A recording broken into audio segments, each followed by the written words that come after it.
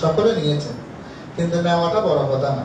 আপনি যতবার প্রার্থনা করবেন আমার থেকে, আমি ততবার আপনাকে কি অষ্টশীল দিতে পারবো, কোনো সমস্যা নেই। কিন্তু এটা আপনার পালনের উপর নির্ভরশীলতা। আচরণ আচরণ অর্থাৎ শুনেছেন, শুনেছেন মানে দিয়েছে তখন শুনেছেন, এটা কি করেছেন, ধারণা করেছেন, কিন্তু আপনার কি নেই আচরণটা। এইটা এই জন্য বলছি আমাদের জীবনে দান শীল ভাবনাটা রাখতে হবে, যে জিনিসটা আমি বারবার বলছি। এবং আমাদের ভিক্ষু জীবনে শীল সমাধি প্রজ্ঞা, আমাদের তিনটা অনুশীলন কি কি, শীল সমাধি প্রজ্ঞা। মনে থাকবে আপনাদের কয়টা কথা বললাম, আপনাদের কয়টা, তিনটা, আমাদের কয়টা, তিনটা, অর্থাৎ এই ত্রৈমাসিক বর্ষাবতে আমাদের কয়টা, শীল সমাধি প্রজ্ঞা। এবং আপনাদের কি, দান শীল ভাবনা। আপনাদের ঠিকানা এটা ধানশীল কি, আপনাদের কি ঠিকানা, এটা মনে রাখবেন। আমি সর্বাগ্রে একটু শীলের একেবারে মূল জিনিসটা নিয়ে আমি একটু আলোচনা করতে চাই। সেটা হচ্ছে ভগবান বুদ্ধ আমাদের 4 প্রকার শীলের কথা বলেছেন। আমি এগুলো আপনাদের থেকে আবার জিজ্ঞাসা করবো, আর একেবারে মূল জিনিসটাতে চলে যাচ্ছি। এরপরে যেগুলো আলোচনার বিষয়গুলো করব।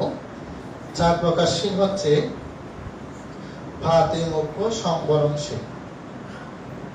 কোন শীল বললাম, আমার সাথে সাথে একটু বলবেন আপনারা, মনে থাকবে। কি কি বললাম, পাতিমোক্ষ সংবরণশীল। 2 নম্বর হচ্ছে ইন্দ্রিয় সংবরণশীল। 2 নম্বর কি, ইন্দ্রিয় সংবরণশীল। 3 নম্বর হচ্ছে আজীব পরিশুদ্ধশীল, আজীব পরিশুদ্ধশীল। 4 নম্বর হচ্ছে প্রত্যয় সন্ন্যাসৃতশীল। 4 নম্বর কৃষি প্রত্যয় সন্ন্যাসৃতশীল। কয়টা হলো এখন, 4টা। আপনারা আমাদের একটি ভিক্ষুদের জন্য একটি গ্রন্থ আছে, সবচেয়ে মূল্যবান গ্রন্থ, আমাদের 287 না, আমাদের একটি গ্রন্থ আছে, সেটা হচ্ছে প্রাতিমোক্ষ।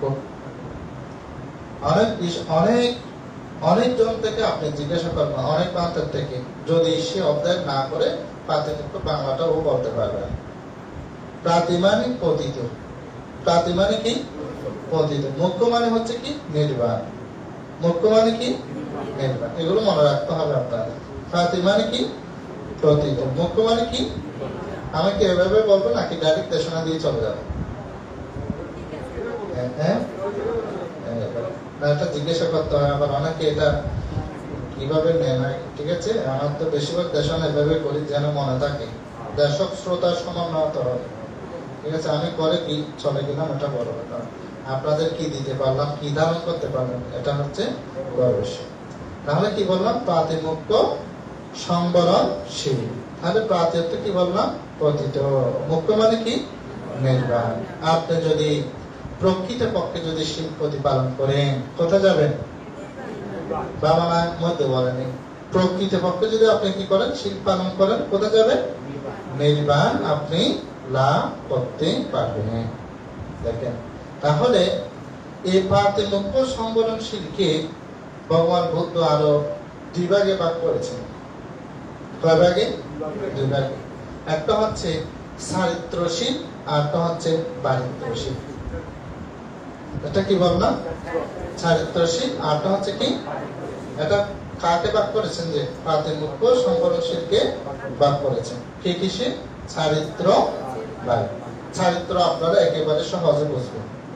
কিরকম, আপনারা এখানে এসে ঘর তোলেন না, বিহার পরিষ্কার করেন না, পঞ্চশীল অষ্টশীল পালন করেন না, শিলবান ভিক্ষুকে দাম দেন না, পুরানো চৈত্য এগুলো সংস্কার করেন না, এগুলোকে বলেছে, এগুলোকে কোন শীল বলেছে, শিলবান ভিক্ষুকে পরিচর্যা করা, সেবা করা এবং পরিষ্কার পরিচ্ছন্ন করা, এটাকে কোন শীল বলেছে, একেবারে সহজ বললাম আর কি, যেগুলো আপনাদের মনে থাকে মতো, এটাকে কোন শীল বলেছে, চারিত্রশীল। এবং 2 নম্বরে আসেন বারিত্র। বারিত্র মানে কি, ভগবান বুদ্ধ যেগুলো বারণ করেছেন। কি বারণ করেছেন বলুন তো, বুদ্ধ কি বারণ করেছেন, যেগুলো অকুশল, যেগুলো পাপ, এগুলো বুদ্ধ কি করেছে, বারণ করেছেন। কোনগুলো পালন করেনি, কুশল কর্ম